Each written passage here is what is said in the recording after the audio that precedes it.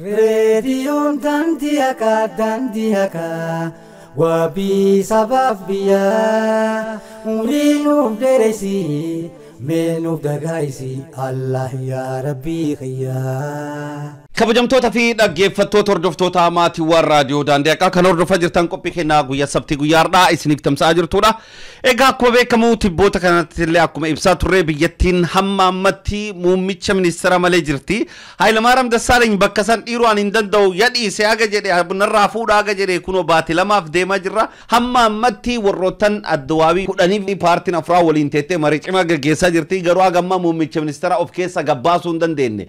Kana jechuun maal agarsiisa? Waliigalteen gidduu isaanii keessa akka hin jirre waan agarsiisu fakkaata. Akka immoo ibsamaa jirutti oppidiyoon gahumsa biyyattii kana qabatee deemu namni danda'uudha. Marsaan kunillee nurra dhufuudha qabdi jechuudhaan wal hudhanii wal qabanii jiran haaluma waliigalaatiin soda guddattu jira. Oppidiyoolleen dabarsitee waan kennuuf barbaadu hin fakkaattu. TPLF Tigroonnillee waan dabarsanii oppidiyoo kennan hin fakkaattu soda guddattu jira. Egaa mee haaluma waliigalaatiin akka qabatamaan biyya keessa itti jirtu kan egaa barataa seeraa kan ta'e Abdurrazaaq hojiidhaan turtii taasisuuf jirra. Abdurrazaaq Dubee kanaan durallee sagantaa keenya irratti dhiyaataa ture. Dargaggeessaa qeerroodhaa nama argitee yuunivarsiitii Haramayaa keessatti barnoota seeraatiin barataa ture. Akkasumas pirezidaantii barattoota yuunivarsiitii Haramayaa fi akkuma immoo yuunivarsiitii Oromiyaa keessa jiranii fi akka biyyatti sanitti barataa socho'aa ture.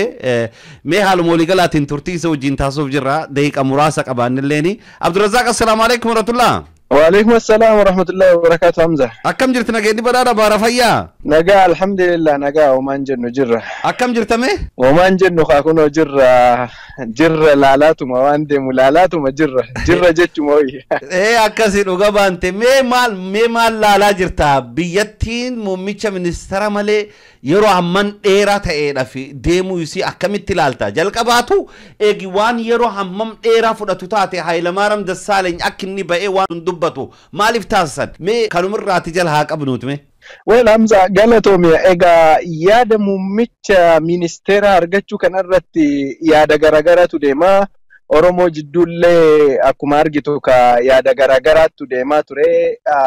Yaadawwan garagaraa deeman kunniin takki dhaabbannaa oppidiyoon qabatteeti Prime Ministera yookaan karaa muummee ministeera amma argachuu ka qabu nuti jettee karaan deemtu sun jira. Karaa sanirraa kaafe immoo jijjiirraa sirnaa malee jijjiirraan nama iddoo sanitti wama takka illee fiduu hin danda'u. Istiraakcherri gubbaadhaa haga gadi jiru istiraakcherri waraanaa istiraakcherri sarvilansii yookaan immoo itti basaasummaa akka keessattuu biiroo Geetaachoo Asaffaatiin hoogganamu suni gubbaa haga gadi haga ammaa hin diigamne. Waraanni akkuma argitu jeneraalota Tigree hin sirreessina jedhanii erga waadaa galanii badhaasa jeneraalummaa yeroo dhiyoo kana Prezidaantiin biyyattii Dr. Mulaatu Tashoomee kenne keessatti illee baay'inaan jarumatu argataa ture. Hoogganummaa irratti keessattuu hooggansa karaa waraanaatiin jiru irratti hanga ammaa wanti akkana jedhamee dubbachuu danda'amu wanti sirraa'e haaromsa haa jedhan malee wanti karaa saniin haaromsan hin jiru. Kanaaf akkuma Hayilamaariyaam teessoo san irra taa'ee teessoo san irratti murteessuu hin dandeenye qaama furmaataa ta'a jedhee akkuma gadi bahe san Prime Ministerri amma boodallee dhufu qaama furmaataa qaamni inni ta'uu danda'u wayii hin jiru. Iddoon sun teessoon namumatti kennamteeti. Teessoo san irra taa'uudhaan alatti muummee ministeeraa Mallas Zeenaawii booda iddoo san dhufee kapasitii yookaan immoo dandeettii iddoon sun barbaaduun taa'ee namni biyyattii sirnaan loogii malee qooddaa malee cabiinsa mirga dhala namaa fi cabiinsa mirga dimokiraasii malee akkaataa biyyattiin sun itti hoogganamuu dandeettu irratti hojjechuu danda'a ka jedhu. Anis akka nama dhuunfaa tokkotti yaada isa lammataa namni bakka san dhufu bakka san sarbi gochuu teessoo san irra taa'uudhaan alatti ammallee wanti bakki sun fiddu hin jiruun jedha. Sanirraa ka darbe akkuma samuuna kana argaa jirtu isaanillee keessatti wal fixxaan adda addaa akka deemaa jiru karaa adda addaatiin informationiin yookaan immoo keessa beektonni ragaaleen gadi baasaa jiran kun dhibbaan dhibbatti dhugadlee jettee hunda isaa fudhachuullee baattu. Ka karaa waltumanii warri OPDO warra TPLF akkana ta'e kanniin ka jedhu dhugallee jettee guutuu isaa fudhachuu baattu wantoonni eegdu jira wantoonni eegdu like waltajjii warri addawaahii guyyaa 17 saniin dura ta'an irratti yookaan immoo waltajjii kanaan dura ta'an irratti marii albaa ginuunyunnati yookaan immoo walitti dhufeenyi naannoof naannoleen walitti deemaa jirtu akka sirriin taane keessattuu kan naannoo Amaaraaf Oromoo godhamaa ture akkaataan itti qeeqaa turan irraa yoo argitu akka durii san dominate godhanii akka durii san akka fedhanii ta'uu dhabuu isaanii sun isaan aarsee even itti bahiinsa waltajjii guyyaa 17 saniyyuu waraqaan maxxansan sun haala fedhii warra TPLF ibsuu danda'uun akka ta'e wanta yaadattu kanaafuu keessoo irratti waatu deemaa jira waan adda addaatu ta'aa jira wal dhabdeen inuma jirti an akka nama dhuunfaa tokkotti yaada kanniin hunda walitti qabee yoo laalu teessoo ammaan kanaa irratti abbaan fedhe iddoo san taa'u wama takkallee keessattuu gara ummata Oromootti yoo deebu gaafii ummata Oromoo kaase deebisuudhaaf nama humna qabu abbaan fedhe bakkeessan yoo dhufe bakkeessan guutee keessattuu rakkoo dinagdee biyya san irratti yeroo ammaa kana deemaa jiru hiikuu hin danda'a ka jedhu amantiin qabu akka nama dhuunfaa tokkotti. Kun qabxii kana moo hayyoonni Oromoo waan kana kanaan durallee ibsaa turan dhugaadha. Akkaatuma isaan ammitti jiranuun sistemiin isaanii aga guutuutti hin jijjiiramin muummicha ministeeraa Dr. Abiy bakka san kaa'anis hamma argitee namoonni akka Geetaachoo Asaffaa bakka san argitee keessattuu kutaa nageenya deeninnetii biyyattii hudhanii qaban ammoo kaalleen immoo gama kutaa waraana biyyattii to'atanii jiranitti muummicha ministeera Abiy bakka san kaa'uun jijjiirama takkallee hin fidu inumayyuu gaaga'ama biratti qabsoo biratti uummata keenyallee seensa jedhaa jiran garuu warrummaan OPDO kanuma wajjiinuu muummicha ministeera Abiy eegiin ta'in kiyata argitee 39 fayyadamnee hin baana jechuutu jira ofiin of bulchuu mirga ofiin of bulchuu egaatillee barata seerati yoo bakki sun nu kennamuu baate gara gulantaa sanitti tarkaanfanna oduun jettutun isi wanni kun gara gulantaa seeratiin danda'amti yoo danda'amti immoo OPDOni akkaataan itti isaan jiranuun kanu isaan beeynuun onnee kan gochuu qabanii mee maal jettaat kan irratti egaa waan kan irratti namni waan adda addaa jedhaa akka nama dhuunfaa kiyyatti adeemsa OPDO'n godhaartu kan irratti PR over irratti hojjetameeti hanga jarri Oromoodhaa sochootuun alatti kreditiin guddaan isaanii kennamuudhaaf propagandaan guddaan hojjetameera ka jedhuun qaba. Wama tokko akka fakkeenyaatti si kaasa OPDO'n uummata kenna labsii yeroo muddamaa irraa baraaruu hin dandeenye ammaan tana ummata keenya haga mirga keewwata 39 irra jiru hojiirra oolmaa isaatti deemna jettee hin deemti jedhamee propagandaan deemu kun akka propagandaa siyaasaatti fudhatiinsa OPDO'n ummata keenya biratti qabdu ol kaasuudhaaf wantoota keessaan hojjetaman malee OPDO'n dhugama onnee godhattee qaama isaan uume TPLF irraa hanga cinnee hin baana ka jedhutti onnee godhattee hin baana ka jedhu wanni abdii hin qabu. Karaa biraatiin an OPDO makanayyuu karaa lamaan hiree ilaala. An dhugaa dubbachuuf gara biraa gara gadi bu'eeti hoggantoota OPDO tokko tokkoon ilaaluu irraa dhiisee gubbamarraa kutannoo Lammaa fi Abiyyi mataa isaattuu addaan baasee yommuu ilaalu baay'ee garaagarummaa guddaatu natti mul'ata akka dhugaatti uummata Oromoof quuqamuuf socho'uu wal qabateeti jechuudha. Kanarraa ka'uudhaan OPDO'n kutannoodhaan keewwata 39 hojii ormaatti hin deemti ka jedhu hin qabu. Keewwanni 39 practically kan qaamni siyaasaa tokko sochoosee bakkaan geessu yookaan immoo OPDO'n har'a ol kaatee keewwanni 39 hojiirra haa oolu kan jettu dun ta'in OPDO'n yoo hin godha jettee dhugumaan kutannoon illee jiraatte wanti godhuu dandeettu hojiirra oolmaa keewwata 39 ummanni Oromoo mirga hiree ofiin murteeffachuu san akka murteeffachuu danda'u ummata Oromootiif filmaata dhiheessiti malee OPDO'n fudhatteeti keewwata 39 akka dhaaba siyaasa tokkotti deemtee waan hojiirra oolchuu dandeettu miti. Keewwanni 39 mirga ummata Oromooti. Mirga ummata Oromoo san bakkaan gahuudhaaf yeroo hunda waa'ee fottoquu wanti adda addaa kunniin yoo ka'u waa'een keewwata 39 wajjin wal qabatee ka'u kun baay'ee kontroversii qaba. Keewwanni 39 mirga ummataati. Ummanni tokko under represented ta'ee jira yookaan immoo hamma naamalu gaditti tiriit godhamaa jira. Qabeenya kiyya amba birattu itti fayyadamaa jira. Ofiin of bulchaan jiru. Mirga hiree kiyya ofiin murteeffachuun kabajamaa hin jiru jedhee ummanni gisee amane akkuma ka viidiyoo durii Prime Ministerichi durii kan du'e sun obbo Mallas jedhu akkuma ummanni Oromoo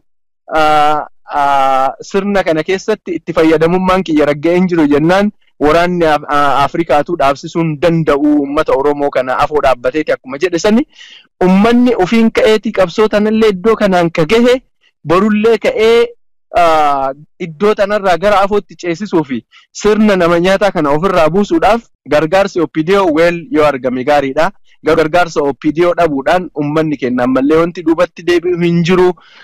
OPDO'n aangoo haa argattuuf odoo hin ta'in qabsoon ummata Oromoo ka ture Hayila Maariyaam bulchee, Hayila Mikaa'el bulchee, Tigreen bulchee, Amaarri bulchee akka nama tokkotti akka nama Oromoo tokkotti Oromoo tokkoon biyyi sun yoo bulte at least dhiibbaan nurra ga'u hir'isuu hin danda'a kan jedhu akka perceptionitti qabachuu dandeenya akka perceptionitti qabachuu dandeenya.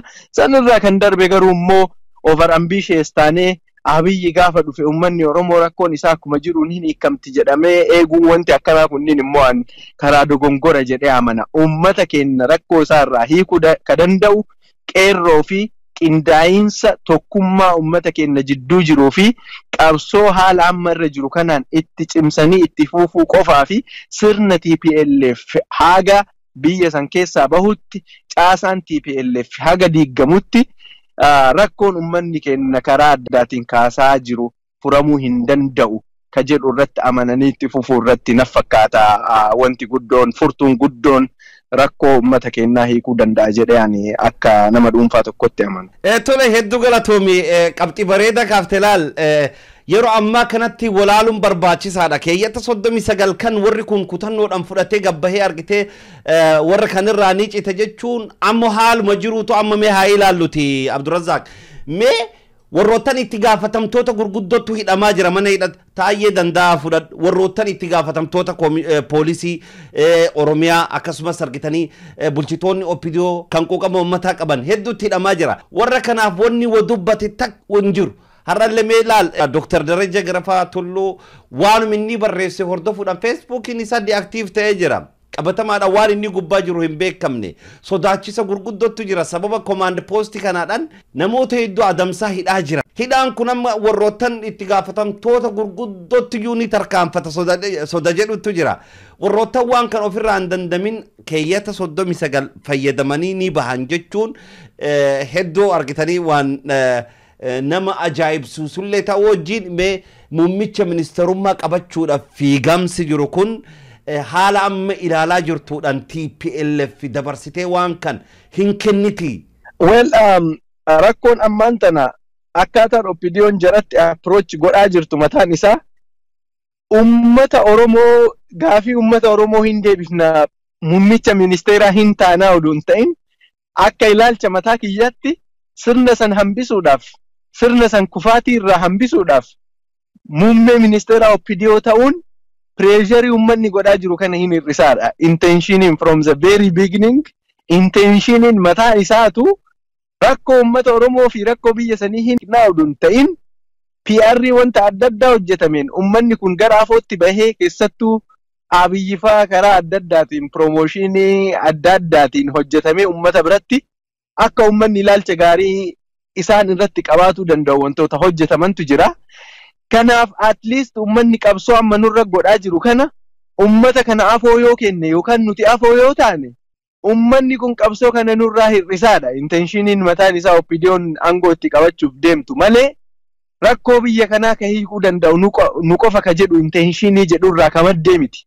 Kanaaf jalqabumarraayyuu gara aangoo san dhufuuf intentioniin jiru mataan isaatu rakkoo mataa ofii danda'e qaba. rakkoo mataa ofii rakkoo hiikuu irratti ka hundaa'e uduun ta'in adda waahii aangoo irra tursiisuu ka jedhu irraa maddee jechuudha.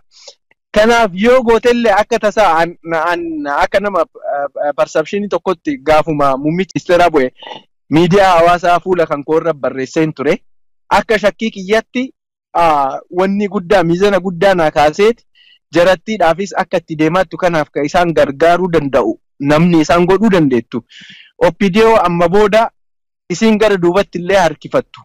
Ummanni Oromoo gara duubatti isaan harkifachuu san akka isaan hin fudhanneefi dirqama afotti akka dhiibuu fi duubaanillee akka qileen isaan eeggatu waan beekaniif amantiin gara oppidiyootiin qaban cimina warra oppidiyoo irraa ka madde uduun ta'in cimina ummata Oromoo irraa ka madde jarri kun nurraa yuutarnii fudhachuu danda'u yookaan fuula nurraa deeffachuu danda'u duubaan gara ummata isaaniitti maquu danda'u gara ummata isaaniitti dheessuu danda'u ka jedhu irraa TPLF mana TPLF sodaan hin jiru jechuun hin danda'amu. Sodaan hin jira. Kanaaf sodaa Abiyyiin aangoo irra kaa'uun ta'in TPLF bira ka jiru Abiyyiin duubaan Oromoon waan jiruuf Abiyyi guyyaa tokko nurraa deemuu danda'a yookaan nurraa maquu danda'a ka jedhu irraa ka ka'e gara Abiyyiitti deemuu irra yeroo ammaatti ka akkuma argitu gaafa Mallas bu'e wanti Hayilamaariyaam fidamiif Hayilamaariyaam ummata Dabuubiitiin hin jaallatamu. Ummanni Dabuub inni paartiin inni keessaa dhufe ka paartii gara gamni inni irraa dhufe yookaan sabni inni irraa dhufe saba Walaayittaati. Saba Walaayittaa saboonni caalan ummata Dabuub keessa hin jiru. Achi biratti illee wanni wal jaalalaa naannoo Sidaamaa naannoo ummata Dorzee waan adda addaa keessatti qoqqoodamiinsa adda addaatu jira. Kanaaf Hayilamaariyaam dudda duubatti hin deebi'a yookaan immoo jarra irratti hin fincila yoo jedhe deeggarsa duubaa nama tokkollee akka hin qabne hin beekan. Kanaaf namni akka Hayilamaariyaam filannoo gaarii ture akka fedhanitti ajajuudhaaf. Ammallee akka ani argaa jirutti gara naannoo Amaaraati deeggarsi jiru laafaa ta'uu isaa akka ka'e ummanni Amaaraas baay'ee ummata Amaaraatiinis jaallatamuu dhabuurraa kan ka'e gara Dammaqee Mokkonninitti siquu danda'an ka jedhu gaafuma jalqabaan barreesse seerallee kaahaniiti namichi amma irraa bu'e itti gaafatamicha waan ta'eef ittaanaatu aangoo qabatillee jedhanii diskuurii propagaandaa siyaasaa isaanii oofuudhaaf gara isaa deemuu danda'anii ka jedhu shakkii qaba. Shakkiin gara isaa deemuu isaanii suni karaa adda addaatiin illee mul'atee jira. Kan gaafa jalqaba inni bahe guyyaa lammaffaatti barreeffadhee kaa'adhe. Sanirraa kaafee gara oppidiyootti kennaniiti biyya san wanni jechuudhaaf gara eegdoo maybe pireesharii biyya alaatiif biyya keessatti godhamaa jirurraa ka'eeti karaa seekuriitiitiif karaa waraanaatiin qabnee goonee hin bulchina iddoo san qofa itti kennineeti gara biraa akka hin deemne hin goona jedhanii oppidiyoo illee kennuu danda'u 0% kennuu danda'u saniif garuu shakkiin kiyya inni guddaan ammallee gara Dammaqaa san jira gara Dammaqaatti aanee immoo warra Dabuubii san itti aansuu danda'u. Maaf ummata kana duuba ummanni hedduun waan hin jirreef akka fedhan ajajuu san akka fedhan itti fufuu hin danda'u ka jedhu irraa shakkiin kiyya garas deema Hamza. Toleme oppidiyoono amma akka argaa jirrutti taayitaan kun nuuf mala jedhanii wal hudhanii wal qabaa jiran wal dhiisaa akka hin jirre in argisiisa. Waltajjiin kun guyyoota dheeraa fudhachuun isaatu akka aktivistoonni gameeyyiin kallattii oppidiyoon jirtus taayitaan kun nuuf mala jedhanii wal hudhanii wal qabaa jiran wal dhiisaa waan jiran hin fakkaatu. Egaa goolabbii kana irratti gara Dammaqee Mokonnin yookaan gara Shifarraa Shugguxeefa eegi taayitaan muummicha ministeeraa kun deemtu taate oppidiyoon kallattii kamitti deemti waan jedhutu sitti dhaga'ama.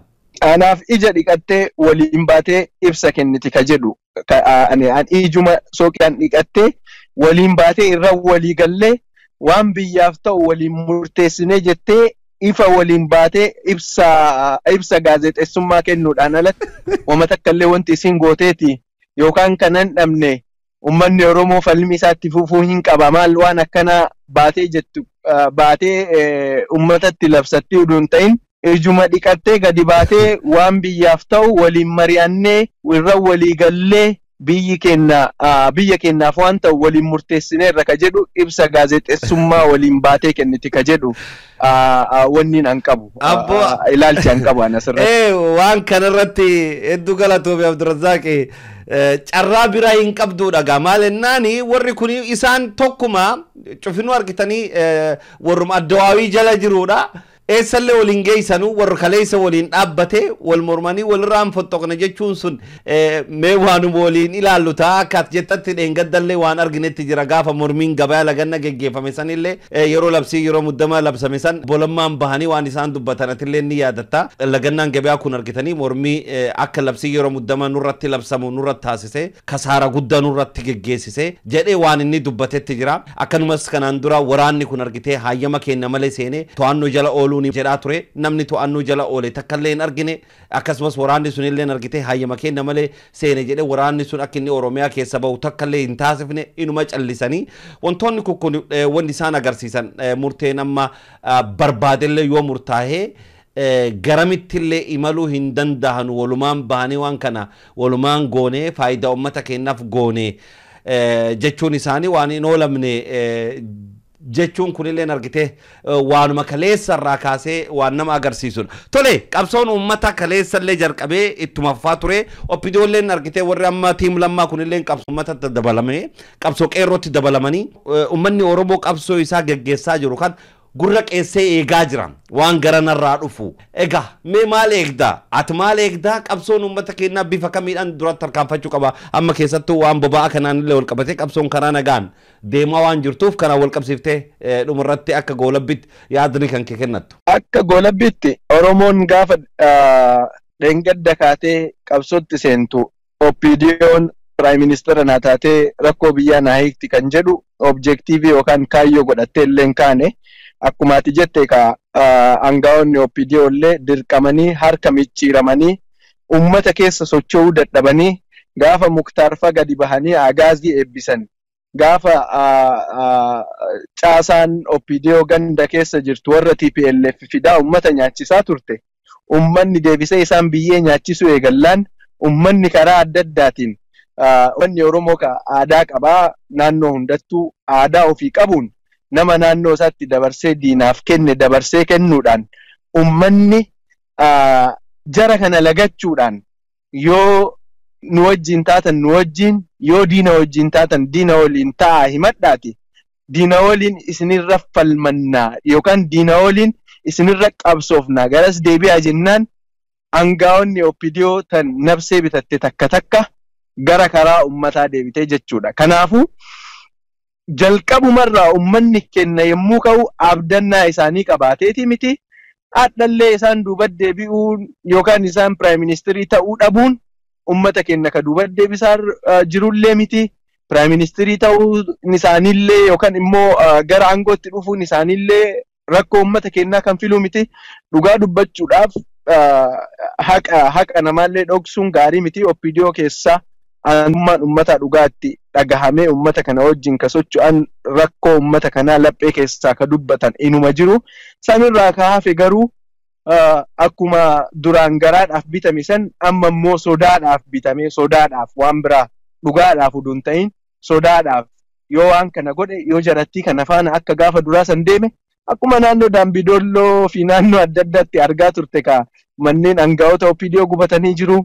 Namoonni OPDO warra TPLF ammaan tana hiitu uduun ta'in Oromoon mataan isaatu gaafa isaan jara jala ergamtu akka abbaa torbee akka sagantaa abbaa torbee sanii yaadatta ka takkaan gatii isaanii kafalaa ture waan ta'eef sodaatu jira akka durii san gadi baatee ammallee OPDO'n TPLF jala hin ergamti ka jedhu wanni qabaachuu baadhus amma garuu gaafa duubatti deebitee jara tana duuba suutaan dhoksaanillee deebite ummanni hin dhiisuuni.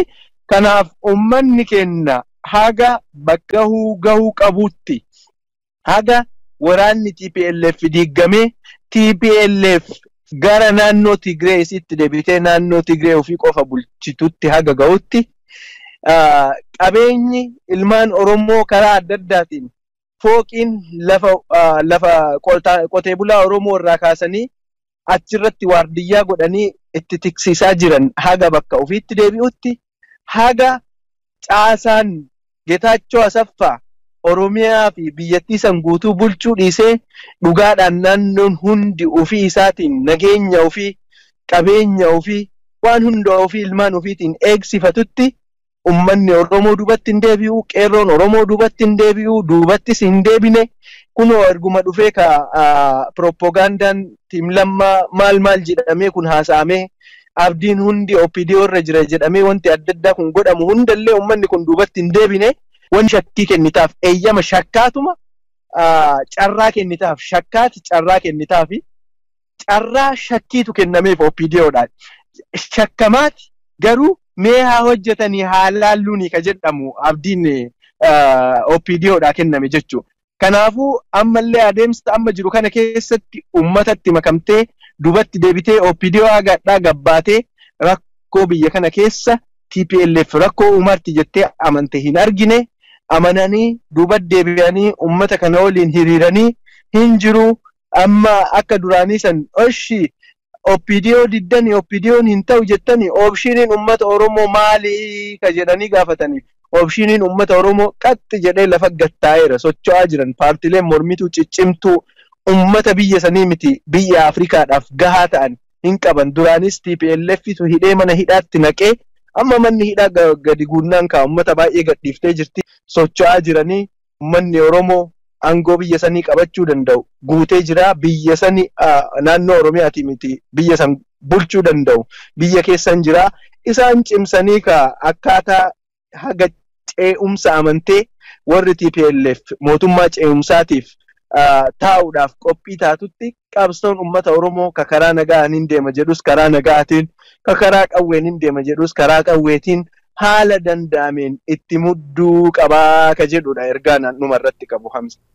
Hedduu galatoomii Abdurazaaq egaa qophuma keenya gabaabaa kana keessatti qabxiiwwan murteessaa hedduu kaaftee hedduu galatoomii mee waan deemu walumaan ilaaluuf jirraa OPDO'n garamitti fullaati waan jedhu namni hunduu ka eegaa jiru egaa mee ilaalla rabbummaan nu agarsiisu goolabbii waan muummicha ministeera kana guyyoota agasii kana hunda waluun kuraa jiranii warra kana gidduuyyuu tokkummaan akka hin jirre isaanu akka diigaman agarsiisa barra Abdurazaaq hin jiraniyyuu diigamanii jiran sila waliigalteen jiraatu taate jarri kunuutu diigamanii jiranii akka biyyattiin sun akka bakka bu'aan qabne tibba kana waan Suudanummaan kibbaa kunuusu isaan hin jette araaramaafuu isin keessan teennu isinu argitee warra araaramayyuu buufachuu dadhabdanii biyyayyuu nagaa godhachuu dadhaba Keeniyaalleen akkan itti kaate Eertiraalleen akkan itti kaate biyyayyuu tasgabbeessu warra dadhabe warra diigametti wajjin jira.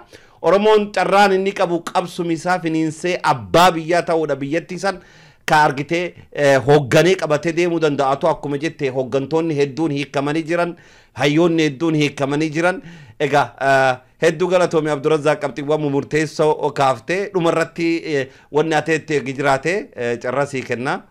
Ayyee galatoomii Hamza egaa qabxiin sa'a muraasa kana keessatti qabxiin muraasa kaafneerraa waan deemuuf waan ta'uuf jiru wajjin ilaalla.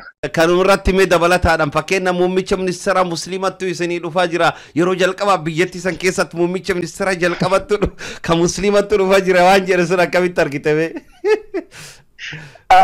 Ummanni musliimni nu haa bulchu ka jedhu gaafii kaasee hin beeku. Ummanni musliimaa gaafiin akka musliimaatti kaase majlisa keenya haa bulfannu ture. Kanaaf ka biyya bulchu musliima jedhanii dubbachuudha miti majlisa iyyuu musliimni hin bulchu jedhanii mujrimaan bulchaa waan jiraniif. Masjida iyyuu dhiisaan jiranu. Ka biyya masjida iyyuu bulchaan jiranii wanni miti akka biyyaatti miti rakkoon ummata musliimni nu haa bulchu ka jedhu yookaan namni musliima bulchu malee biyyi sun hin sirraa'u ka jedhu gaafni itti ka'es yeroon itti ta'es hin jiru. Kun egaa rakkoo TPLF ummata qoqqoodaa bulchuu duraan Oromoo Amaara taphatanii amma immoo gara amantaatti deebisaniiti. Egaa warri karaa adda addaatiin jiru shakkii akka uumaniif ija shakkiitiin akka laalaniif godhuudhaaf waan godhamu waan ta'eef egaa akkuma argite ka Taayyeen fa dhugaa dubbatanii hidhamanii jiranii mana hidhaa galanii jiranii. Daani'el fammoo kunoo tapha siyaasaa gaafa barbaadan akka fedhanitti taphataa muummichi ministeera yeroo jalqabaatiif musliimni ta'uuf ta'a jedhanii waan adda addaa kuni akka mammaaksa Oromootti ijoolleen waan warri galgala mana qaaqe ijoolleen ganama baateeti ollatti yookaan karaa adda addaatiin ijoolleen yoo haasoftu waan warri galgala manatti qaaqe ijoolleen oduu godhattee ganama ittiin gabbaati jedhama ka jechicha sirri jechuu baadhusi. Yaa akkasuma. Akkuma sani Daani'eel fa wanti isaan amma gadi bahaniiti wanti haasa'aa jiran wanta bakka dhuddootti bakka adda addaatti galgala alaqoota ofii wajjin haasa'aa ture waan ta'eef ani ijuma shakkiitiin laala wanti akkas karaa Daani'eel fa dhufu sunniin waan akkanumaan oduu duwwaa miti hagaadhaa wanti warri TPLF murteessu wanti warri TPLF godhan eeguma ta'an akkuma ta'an argineerra waan ta'eef egaa just ilaalumatti jirra ka waan ta'uuf deemu waliin arguuf deemnaa ni ilaallaa ummanni keenya haa cimu ummanni keenya gaafiin isaa namni musliimaa namni naannoo kanatti dhalate nu haa bulchuu miti ummanni keenya dhugaa ummata sirna ofiin bulu ummata keenya amantaalee gidduu walqixxummaan eeggamee namni bulchu taanaan musliima ta'e kiristaana ta'e waaqeffataa ta'e guyyaa tokko waa'ee amantaa dhimma ta'een beeku biyya sanitti amma akkaataan isaan itti dhufaaran kun ka sirna qoodiinsaa baratan san babal'isuudhaaf shakkii ija ummataa karaa biraa keessatti uumuudhaaf kanaaf waan of keessaa qabdi isiin mataan isiitu. Tole hayyee hedduu galatoomi dargaggoo qeerroo Abdurrazzaaq egaa hedduu si galatoonfannaa dhugaadha kunini argitee akkuma mal isaanii qoqqoodanii ummata kana gidduutti okkora kaasuudhaaf yaalii isaan taasisanidha ummanni keenya immoo kan ammoo dursellee dammaqee jira egaa kabajamtoota fi dhaggeeffattoota keenya turtiin dargaggoo qeerroo Abdurrazzaaq duubii wajjin taasifne kana fakkaata Abdurrazzaaq yeroo biraa walitti deebina horii bulii deeban hayyee assalaamu alaykum warahmatullahi wabarakatuh atilleen karaa gubbaa jirtan nagaan gala warahmatullahi wabarakatuh nagaatti hamza hayyee galatoom reediyoon dandiyaka wabii sabaaf biyyaa umriinuuf dheeresi meenuuf dagaayisi Allah yaa rabbii xiyyaa